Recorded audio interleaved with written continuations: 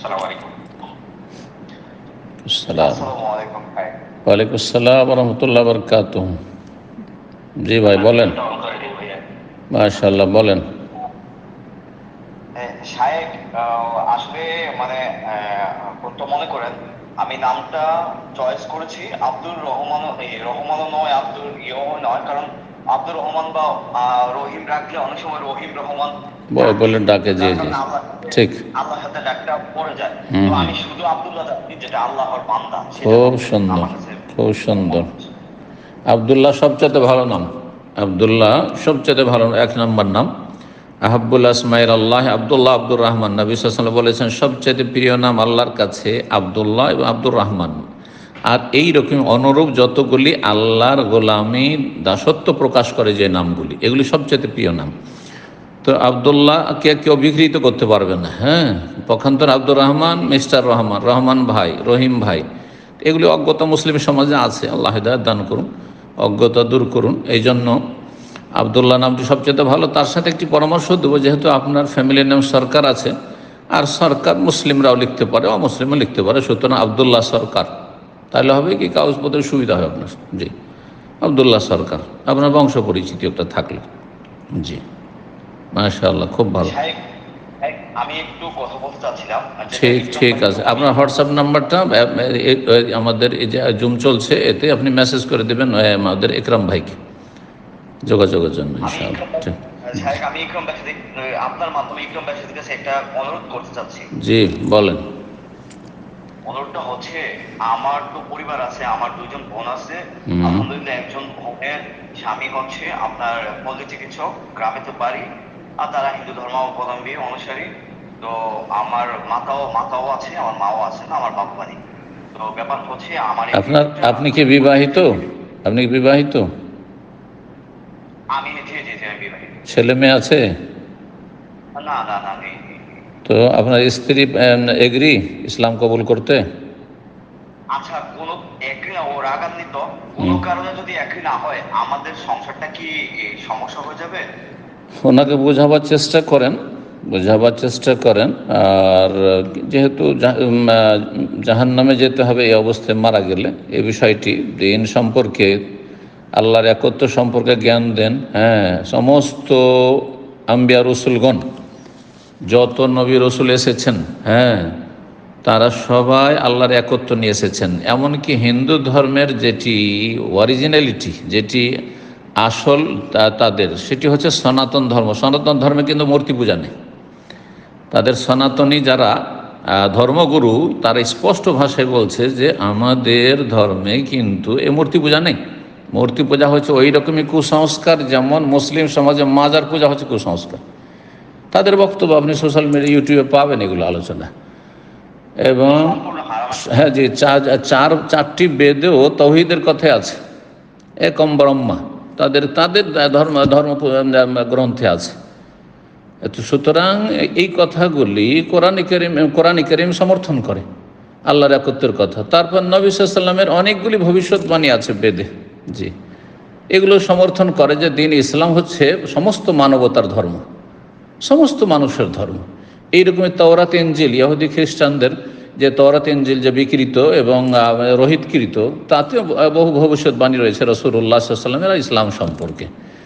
জি, তো এই জন্য প্রতিটি মানুষকে গবেষণা করা উচিত, যে এবং সত্যের সন্ধান করা উচিত।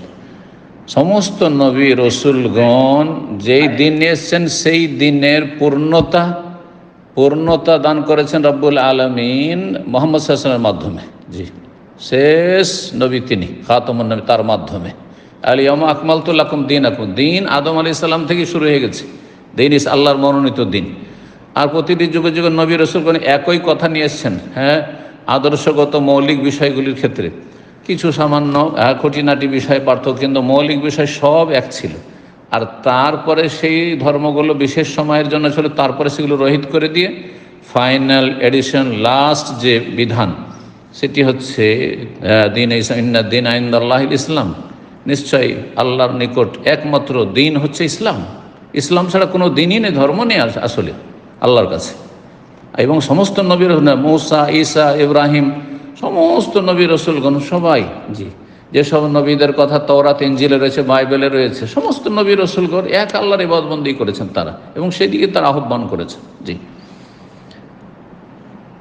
আল্লাহ তৌফিক দান করুন। দোয়া করি আল্লাহ আপনার পরিবারকে হেদায়েত দান করুন। প্রতিক্রিয়া সামান্য হতে পারে, হবে কারো কম কারো বেশি, কিন্তু ইনশাআল্লাহ তাআলা প্রতিক্রিয়া হচ্ছে তার মানে বোঝার চেষ্টা করবে। এবং আমরা দোয়া করি আল্লাহ হেদায়েত নসিব সবাইকে করুন, আপনার আম্মাকে করুন, যারা আপনার নিকট আত্মীয় বা আত্মীয় যারা বেঁচে আছে, আল্লাহ সকলকে হেদায়েত দান করে সঠিক পথ দেখান, এবং তারা যেন দোয়া করে যে আল্লাহ সঠিক পথ দেখান। আমি বলছি না যে ইসলাম, সঠিক পথের দোয়া করেন আপনারা। আপনার পরিবারকে বলুন যে তুমি দোয়া করো আল্লাহ আমাকে সঠিক রাস্তা দেখাও। হ্যাঁ, আল্লাহ না বলে ওপরওয়ালা তো বলবে, ওপরওয়ালা তুমি আমাকে সঠিক রাস্তা দেখাও। এটাই তো সূরা ফাতিহা শেখানো হয়েছে, ইহদিনাস সিরাতাল মুস্তাকিম, আল্লাহ সরল পথ দেখাও। সবাই সরল পথ, ভালো পথ চায়, কে মন্দ পথ চায়। আল্লাহ কবুল করুন। জি, আব্দুল্লাহ ভাই, আপনি কিছু আমাকে বলতে চাচ্ছিলেন, তো শুধুমাত্র তাই, যদি আপনি কিছু বলতে চান সেটার মাধ্যমে বলছিলেন, কিছু বলবেন সেটা মেনশন করুন। আর আসলে অনেকে প্রশ্ন করেছেন, হ্যান্ড রেজ জি, করেন আপনাকে। আমি পার্সোনালি আমি আপনার জুম ইনবক্সে আমার ফোন নাম্বার সেন্ড করবো, এবং আপনি সেখান থেকে নাম্বার নিয়ে আমার সাথে ইনশাল্লাহ যোগাযোগ করবেন হোয়াটসঅ্যাপে, বাকি ইনশাল্লাহ কথা বলা যাবে। তো যাই হোক, ইনশাল্লাহ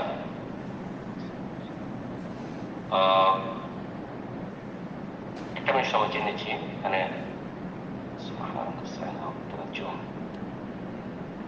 ওকে, সরি, একটু টেকনিক্যাল ডিফিকাল্টির জন্য দুঃখিত। তো ইনশাআল্লাহ আমরা আব্দুল্লাহ ভাইকে আমি আবার সুযোগ করে দিচ্ছি, আপনি কিছু বলতে চাচ্ছিলেন, কথাটা ইনকমপ্লিট ছিল, আপনি কোনটা আনমিউট করে কথা বলুন, যে সংক্ষিপ্ত আকারে ইনশাআল্লাহ। যে সংক্ষিপ্ত আকারে হচ্ছে, আমি আপনার কাছে একটা অন রিকোয়েস্ট করতে চাচ্ছি। ওই আমার যে ছবিযুক্ত, আমি শুধুমাত্র আল্লাহকে খুশি করার জন্য, জান্নাত পাওয়ার জন্য ইসলাম গ্রহণ করেছি, আসলে কাউকে দেখানোর জন্য নয়। তো আমার যে ছবিযুক্ত একটা ভিডিও দেওয়া হয়েছে, বা আজকে যে কথাগুলো বলে, সেগুলো আল্লাহ আর আপনারা সাক্ষী থাকলে, না আর কারোর জন্য নয়। আপনার কাছে আমি অন রিকোয়েস্ট, হাত জোড়ে তার বলা যায় না ইসলামে, আমি বলছি আমার প্রিভিয়াস ছবিযুক্ত যে ভিডিওগুলো, ওইগুলো যদি আপনি একটু যে যে ওয়েবসাইটে দিয়েছিলেন, কিংবা ও যে যে যে সাইটে দিয়েছিলেন, ওইগুলো যদি আপনি একটু বলে দিতেন, তো ইনশাআল্লাহ উপকৃত হতাম। আমাকে নিয়ে কেউ হাসাহাসি না করতো, যেহেতু আমি মাস্টার্স কমপ্লিট করা ছেড়ে, মাশাআল্লাহ মাশাআল্লাহ, খুব মানে ভালো। অন্যের কাছে একটু প্রশ্নবোধক হচ্ছে, আমি আপনাদের কাছে এটা একটু দাবি করব। ঠিক আছে, খুব ভালো কথা।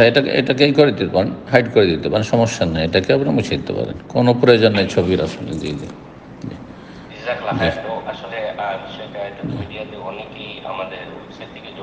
হ্যাঁ, যখন কপি করে নিয়েছে, যেগুলো আয়ত্তের বাইরে, হাতের বাইরে, হাতের নাগালের বাইরে, সেগুলো তো কিছু করা যাবে না। কিন্তু ইনশাআল্লাহ যেসব ভাইরা শুনছেন, আশা করি এর উপর আমল করবেন, এবং সেটাই ভালো, সেটাই ভালো ছবি। কোনো প্রয়োজন করেন আল্লাহ সন্তুষ্টির জন্য, জান্নাতের জন্য, দুনিয়া আখিরাতের সুখ শান্তির জন্য, ইসলাম এর মাধ্যমে আল্লাহ সন্তুষ্ট হবেন, এবং ইনশাআল্লাহ কেউ ক্ষতি করতে পারবে না ইনশাআল্লাহ। এটাও আল্লাহর উপর ভরসা রাখতে হবে। আল্লাহ যার হেফাজত করেন তার কেউ কোনো অনিষ্ট করতে পারে না। আল্লাহ যেন সমস্ত অনিষ্ট থেকে হেফাজতে রাখেন। ভাইকে আমরা প্রশ্ন করার জন্য সুযোগ করে দেব। শুরুতে প্রশ্ন করবেন মঈন, আপনি প্রশ্ন করুন। আসসালামু আলাইকুম ওয়া রাহমাতুল্লাহ। ওয়ালাইকুম আসসালাম ওয়া রাহমাতুল্লাহি ওয়া বারাকাতুহু। জি বলেন, নিউইয়র্ক থেকে বলেন। আহলান ওয়া সাহলান। শেখ, প্রশ্ন হলো, বৃদ্ধ পিতামাতা জীবদ্দশায় খেদমত করার ফজিলত কি, আর না করতে পারলে কোনো কারণে ক্ষতি কি? জাযাকুমুল্লাহ খায়রান। আসসালামু আলাইকুম ওয়া রাহমাতুল্লাহ। বৃদ্ধ বাবা মায়ের খেদমত করার, খেদমত বলতে কি বুঝেন? আমাদের সমাজের মানুষরা কিন্তু খেদমত মানে মনে করে যে শারীরিক খেদমত শুধু না, একজন আরেকজনের পরিপূরক। আমরা কেউ একাই সমস্ত কাজ করতে পারবো এটা সম্ভব নয়। জি, আমরা পরস্পরের জন্য পরিপূরক হিসাবে কাজ করি। তো খেদমত বহুমুখী হতে পারে এবং বহুমুখী প্রয়োজন হতে পারে। বাবা মায়ের একটি খেদমত হচ্ছে সরাসরি গিয়ে শারীরিকভাবে খেদমত করা, তার মানে তার পাশে থাকতে হবে, তার সবসময় খোঁজ খবর নিতে হবে, তার আপনার চিকিৎসার ব্যবস্থা দেওয়া কাছে থেকে, তার শারীরিক সেবা যত্ন করা, তার খাবার দাবার প্রস্তুত করে দেওয়া ইত্যাদি। এগুলি যেই সব ছেলে মেয়েরা কাছে থাকবেন তাদের দায়িত্ব এটি, তাদের উপর ফরজ এটি। কিন্তু রুজি রোজগারের তাগিদে অথবা আল্লাহর ফয়সালা হয়েছে কেউ কাছে আছে কেউ দূরে আছে, যারা দূরে আছে তারা তো শারীরিকভাবে খেদমত করতে পারবে না, সুতরাং তারা আরেকটি শূন্যতা পূরণ করবে, তা হচ্ছে আর্থিক দিকটা তারা সামলাবে। বাইরে আছেন, দূরে আছেন ধরেন, আর আপনার বাবা মা আছে বাংলাদেশে, আপনাকে শারীরিক খেদমতের জন্য বাংলাদেশ চলে যেতে হবে জরুরি নাই। যদি দেখেন যে সেখানে আমার রুজি রোজগারের আপনার রাস্তা একবার সংকুচিত, তাহলে আপনি দূরে থেকে আর্থিক দিক থেকে আপনি বাবা মায়ের খেদমত করবেন। আর দেশে যেসব ভাইরা আছে তাদেরকে বলবেন যে তোমরা শারীরিক খেদমতটা করো, তোমার চিকিৎসার ব্যবস্থা করো, তোমরা এই কাজগুলি করো, তোমরা খাওয়া দাওয়াতে কোনো কষ্ট যেন না হয়, সকাল বিকাল দেখাশোনা করো, খোঁজ খবর না ইত্যাদি। আর আপনি টেলিফোনের মাধ্যমে খোঁজ খবর নেবেন সকাল বিকাল ধরেন বা প্রতিদিন, আর তার সাথে আপনি আর্থিক দিকটা দেখবেন।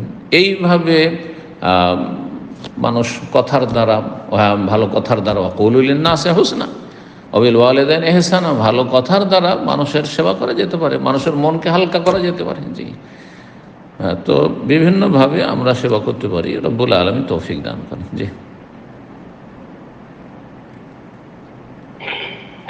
বিবাহিতা যেসব মেয়েরা হয়ে গেছে তাদের দায়িত্ব হয়তো ওই রকমটা নেই, কারণ তারা অন্যের অধীনে চলে গেছে। কিন্তু বিবাহিতা যেসব মেয়েরা নাই তাদের এই দায়িত্ব রয়েছে। তারপরে ছেলেরা বিবাহিত হয়েছে, ছেলেদের দায়িত্ব রয়েছে। আর বৌমার দায়িত্ব, আমাদের দেশের মানুষরা মনে করে যে আমার বাবার খেদমত, মায়ের খেদমতের দায়িত্ব আমার স্ত্রীর। না রে ভাই, আপনার কাজটা হয়তো আপনার স্ত্রী হালকা করছে, জাযাকাল্লাহ খাইর, এটা ভালো এবং করা উচিত। স্বামীকে যদি ভালোবাসে তাহলে স্বামীর কাজগুলিতে সহযোগিতা করবে, কিন্তু আসল ফরজ হচ্ছে আপনি ছেলে হিসাবে আপনার খেদমত করা ফরজ আপনার বাবা মায়ের। জি জি, আর্থিক দিক থেকে হোক অথবা শারীরিক খেদমত হোক অথবা খাবার দাবার প্রস্তুত করার বিষয়টি হোক, আপনার স্ত্রী হেল্প করছে আপনার জন্য, কিন্তু আসল ফরজ আপনার ওপর।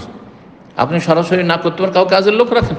জি, না হয় আপনার স্ত্রীকে মানিয়ে নেন যে কাজটি করো, হ্যাঁ আমি তোমার বিভিন্ন দিক থেকে যে কাজগুলি করছি বা দেখছি, তো তুমি তো দেখছো, সুতরাং আমার এই ব্যস্ততা তুমি এই কাজগুলি করো। আশা করি যদি নেক স্ত্রী অবশ্যই এতে ছাড়া দেবে, এই নয় যে সেখানে আবার ফতুয়াবাজি করবে।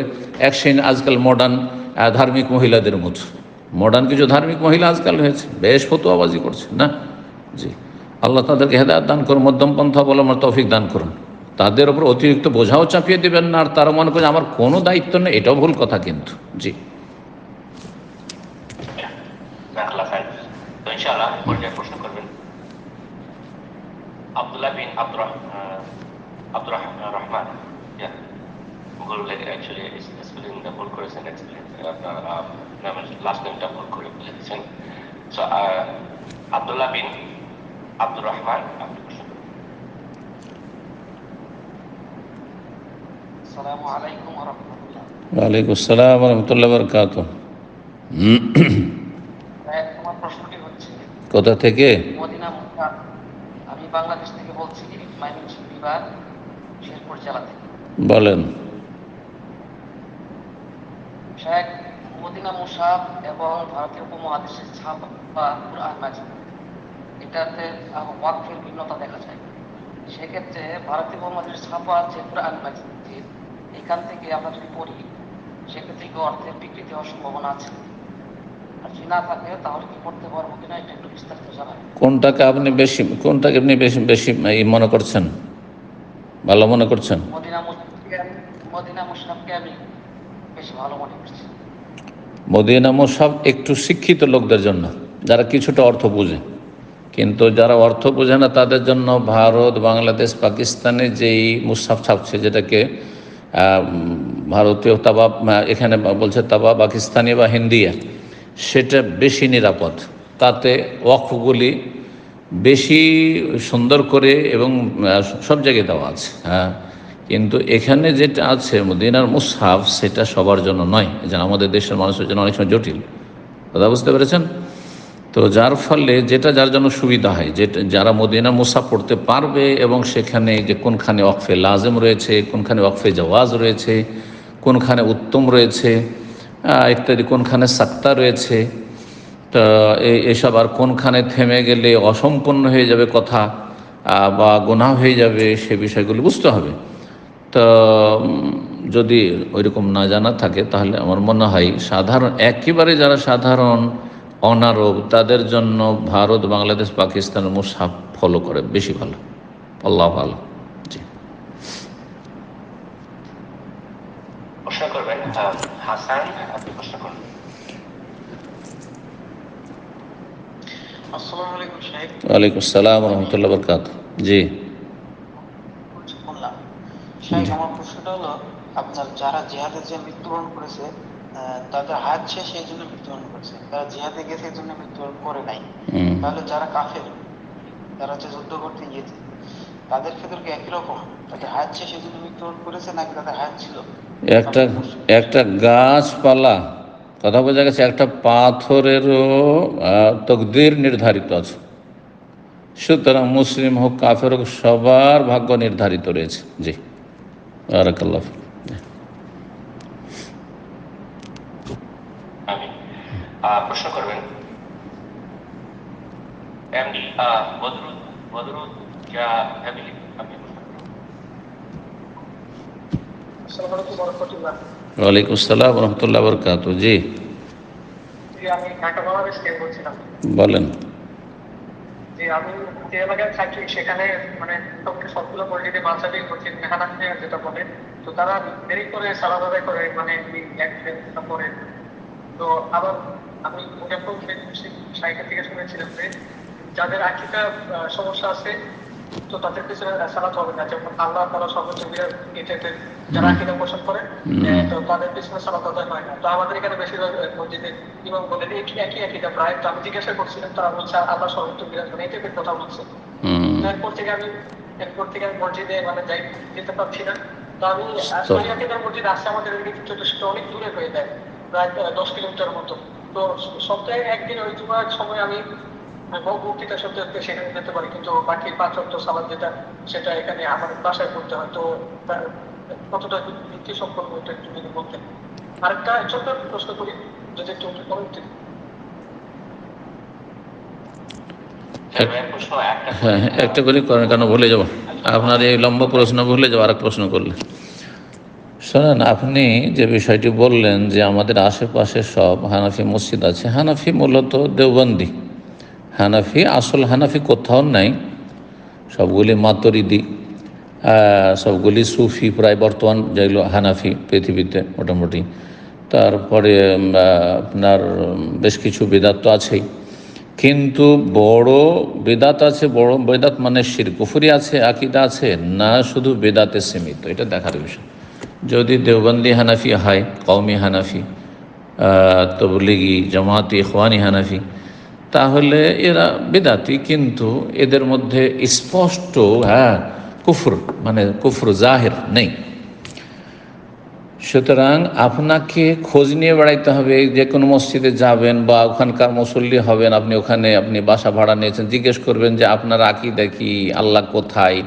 এই যে তদন্ত করতে গেছেন, আপনি এটাই ভুল করেছেন। এই যে জিজ্ঞাসাবাদ করা, এটি মানহাজে সালাফ না। আসল হচ্ছে যে মুসলিম, আর মুসলিমের মান, ইজ্জত, ইমান, আমল, সিত্র ঢাকা থাকবে, আপনাকে খোঁজ নিয়ে বেড়াইতে হবে না। তাহলে কি প্রত্যেকে আমাকে জিজ্ঞাসা করবেন যে আপনার মধ্যে কোনো ফাসিকি আছে কি না, আপনি কি ব্লু ফিল্ম দেখেন নাকি, নাকি আপনি কোনো কাবিরা গুনাহ করেন নাকি, আপনি কোনো গীবত করেন নাকি, জিজ্ঞেস করে বেড়াবেন নাকি? না, মোটেই না। তো কথা হচ্ছে যে আপনি কারো আলোচনা আপনি আংশিক শুনলেন যে যার আকীদায় কুফর আছে তার পেছনে সালাত চলবে না, কিন্তু কুফর আছে, কুফরটা যদি প্রকাশ্যে থাকে, জাহের, যে আপনি দেখছেন যে ইমাম সাহেব নামাজের আগে বা পরে বক্তব্য করলেন অথবা মসজিদে জুমার খুতবা দিলেন আর কুফরি কথা, শিরকি কথা বললেন যে ওলিয়া ওলিয়া গৌস কুতুব দিতে পারে, হ্যাঁ গৌস কুতুবের কাছে যাবেন, খালি হাতে ফিরে আসবেন না, তাহলে তার পিছনে সালাত পড়া জায়েজ না। জুমার খুতবা শুনলেন আর তার মুখে শুনলেন যে আল্লাহ সর্বত্র বিরাজমান, তখন তার পিছনে সালাত জায়েজ না। কিন্তু আপনি জিজ্ঞাসা করতে গেছেন, না জায়েজ কাজ করেছেন আপনি। জি। আর যদি কোনো বক্তা এভাবে বলে থাকে যে আপনি যেখানে যাবেন আপনি জিজ্ঞাসা করবেন, তদন্ত করবেন, তো সে চরমপন্থী, সে আর যে ফলো করবে সেও চরমপন্থী না, এটা না ইসলামে। জি। তো এই যে ভুলটা করার কারণে এখন হয়েছে কি, আর আপনি কারো পেছনে সালাত পড়তে পারছেন না, অথচ এদের যদি ইসলামের সহি আকিদা বা পরিপন্থী আকিদা থাকে, সেগুলি ভিতরে লুকায়িত আছে, বাহ্যিক আপনার সামনে স্পষ্ট ছিল না, লুকায়িত আছে। সুতরাং আপনার সালাত সেখানে ঠিক ছিল। আর তার মুসলিমদের জামাতে যদি আপনি সালাত আদায় না করেন, তাহলে মুসলিম বিভ্রান্ত বেদাতিগুলোকে কি করে হেদায়েত করবেন আপনি? আপনি যে ঘরের কোনায় আপনার ওয়াইফের সাথে আপনি নামাজ পড়বেন আর মসজিদের সাথে সম্পর্ক রাখবেন না, এদিকে দাঁড়িয়ে রেখেছেন, আশেপাশের লোকেরা দেবে এই লোকটি দাঁড়িয়ে আছে কিন্তু মসজিদে তো নামাজ পড়ে না আমাদের সাথে, তো আপনার দিনের কথা শুনবে না? আপনি দাওয়াতের রাস্তা বন্ধ করে দিলেন, মানুষকে আপনি কল্যাণ দিতে চান না। আল্লাহ বুঝার তৌফিক দান করুন। এই চরমপন্থার কারণে আপনি নিজে ক্ষতিগ্রস্ত, যা আপনি জামাত থেকে বঞ্চিত। আর জামাত থেকে বঞ্চিত একাকি যারা সালাত আদায় করবে নিয়মিত, তাদের ক্ষেত্রে নবী সাল্লাল্লাহু আলাইহি ওয়াসাল্লাম হাদিস শুনিয়ে দিচ্ছে আপনাদেরকে, ফালাইকুম বিল জামাত, তোমরা জামাত সহকারে সালাত আদায় করো। ফাইন্নামা ইয়াকুলু যিবুল কাসিয়া, নেকড়ে বাঘ কিন্তু বকরির পালে হামলা করতে সাহস করে না, কারণ খুব ভীতু।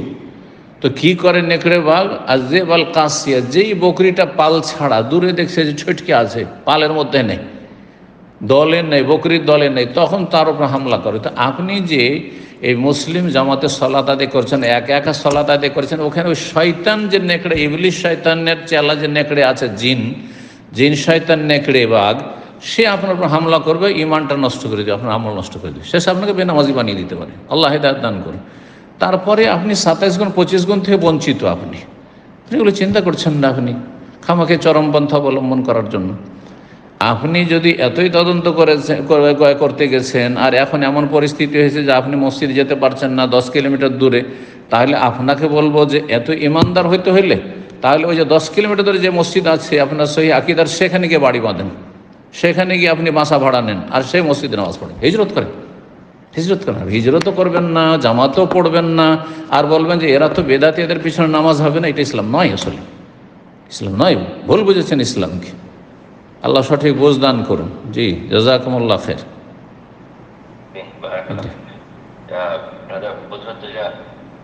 আপনার দ্বিতীয় প্রশ্ন নেওয়ার সুযোগ নেই, ইনশাআল্লাহ পরবর্তী প্রোগ্রামে আপনি হ্যান্ড রাইজ করার চেষ্টা করবেন ইনশাআল্লাহ, তবে অবশ্যই 1 থেকে 2 সপ্তাহ পরে ইনশাআল্লাহ।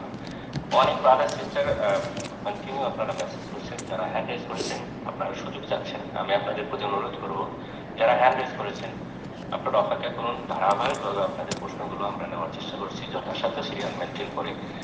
এটার ব্যতিক্রম করার সুযোগ আমাদের নেই, তো আপনাদের সহযোগিতা কামনা করছি। তো যাই হোক, আমরা ইনশাআল্লাহ এ পর্যায়ে প্রশ্ন করার সুযোগ করে দেব। প্রশ্ন করেন এমপি জুবায়ের হোসেন। আসসালামু আলাইকুম শাইখ। ওয়ালাইকুম আসসালাম ওয়া রাহমাতুল্লাহি ওয়া বারাকাতুহু। জি, বাংলাদেশের জামালপুর জেলা থেকে বলছিলাম। মাশাআল্লাহ, বলেন। যে একটা প্যান্টে যদি প্রস্রাব লেগে যায়, তার 10 দিন পরে প্যান্ট যদি না ধোয়া হয়, 10 দিন পরে প্যান্ট কি পবিত্র হয়ে যাবে? কতটা পেশাব লেগেছে? মানে একটু লেগেছিল, কিন্তু আপনার ধরে 10 দিন 20 দিন দেওয়ার পরে ওটা আমি রেখে দিলাম। একটু কতটুকু? ফোকাহারা আপনাকে জিজ্ঞাসা করেছেন, আমি ফোকাহাদের কথা, ওলামাদের কথা বলছি। একটু কতটুকু? সামান্য একবারে একটা, আমাদের দেশে যে আটানির কয়েন আছে বা 1 টাকার কয়েনগুলো আছে, পয়সা আছে, অতটুকু না তার বেশি? 2-1 ফোঁটা এরকম। 2-1 ফোঁটা লেগেছে। এক জায়গায় না অনেক জায়গায়? এক জায়গায়। এক জায়গায়। তো আপনি যখন লেগেছে তখনই তো জানেন, ঠিক না? জি জানি। তখনই আপনার সত্যি কথা বলতে মানে আগে প্রস্রাব করে পানি নিতাম না, বুঝছেন, ওটা খুলে রেখে দিতাম যে আবার 10 দিন পরে পবিত্র হবে কিনা এই বিষয়ে আর কি। 100 দিন হইলেও পবিত্র হবে না। যদি নাপাক থাকে তো নাপাকই থাকবে। কথা বোঝা গেছে? শুকিয়ে গেলে পাক হয় জমিন, মাটি। জাকাতুল আরদি আবসুহা, যদিও হাদিস জয়ীফ, কিন্তু এর সমর্থক হাদিস রয়েছে যে মাটিতে যদি কোথাও পেশাব পায়খানা থাকে, তারপরে শুকিয়ে গেল, পায়খানা শুকিয়ে নিশ্চিহ্ন হয়ে গেছে, পেশাব করেছে কোনো মানুষ, আর তারপর সেই জায়গায় শুকিয়ে নিশ্চিহ্ন হয়ে গেছে, বোঝা যায় না যে কোথাও পেশাব আছে, তাহলে সেই জায়গা পাক হয়ে গেছে, রোদরে পাক হয়ে গেছে। কিন্তু আপনার কাপড় রোদে শুধু ফেলে রাখবেন, ধুইবেন না, অথচ কাপড়ে পেশাব লেগে আছে বেশ কিছু জায়গায়, তাহলে নাপাকি থাকবে। কিন্তু যেমনটা বলো সামান্য একটু যদি হয়, যে শুধু একটু একটা ফোঁটা এক জায়গায় লেগেছে, অনেক জায়গায় নয়, তাহলে এই ক্ষেত্রে ওলামাদের কথা, ফোকাহাদের, যে ইয়াসিরুন ইউফা আনহু, সামান্য কিছুর ক্ষেত্রে শরীয়তে ছাড় আছে, সামান্য কিছুর ক্ষেত্রে শরীয়তে ছাড় আছে। এটা মন গড়া নয়, বরং এর মৌলিক নীতিমালার এই কায়দার দলিল রয়েছে। নবী সাল্লাল্লাহু আলাইহি সাল্লামের সামনে এক বেদুইন আসলার মসজিদে নবীতে পেশাব করে দিল, ঘটনা সবাই জানেন। সাহাবীরা তো তাকে খুব ধমকাইতে চমকাইতে শুরু করলো, কিন্তু নবী সাল্লাল্লাহু আলাইহি ওয়াসাল্লাম বলেন খবরদার না, তাকে পেশাব করতে দাও, পুরা পেশাব করতে দাও, পেশাব বন্ধ করিও না, আর তাকে ধমক দিও না। তারপর পেশাব করা যখন হয়ে গেল, ওই লোকটিকে কিচ্ছু বললেন না নবী সাল্লাল্লাহু আলাইহি ওয়াসাল্লাম, সাহাবীরাকে বললেন যাও এক বালতি পানি নিয়ে আসো। তো এক বালতি পানি ওই পেশাবের জায়গায় ঢেলে দেওয়া হলো, সেই জায়গার মাটি উঠেও ফেলা হয়নি, আর তারপরে ছেড়ে দেওয়া হলো সেখানে, আর তারপরে সেই জায়গাটি শুকিয়ে গেল, পাক হয়ে গেল। এখান থেকে পেশাবগুলো তো চলে যায়নি, পেশাব তো আছে, কিন্তু পেশাব ধরেন 100 মিলি বা 200 মিলি, আর পানি হচ্ছে ধরেন 5 লিটার, সুতরাং অধিকাংশটাই পাক, আর সামান্য কিছু যদি নাপাকির সংমিশ্রণ হয় তো সেখানে ছাড় রয়েছে। এর দলিল হচ্ছে এই ঘটনাটি। আশা করে বুঝছেন ওলামাদের ফিকহ, একে বলা হয় ফিকহুল হাদিস, হাদিস থেকে দিনের জ্ঞান অর্জন করা, কথা বোঝা গেছে। সুতরাং সামান্য কিছু যদি থাকে আপনার গোটা প্যান্টে 1-2 ফোঁটা কোথাও এক জায়গাতে, এখন 10 ফোঁটা যদি তাও 10 জায়গায় থাকে, 5 ফোঁটা থাকে, তো বলবো যে না পাক, অবশ্যই না পাক। আর নাপাক জিনিস যদি 1 বছর পর্যন্ত পড়ে থাকে তবু পাক হবে না, আপনাকে অবশ্যই ধুইতে হবে। কাপড়টা ধুয়ে নেন, ঝামেলা শেষ। জি, বারাকাল্লাহু ফিক।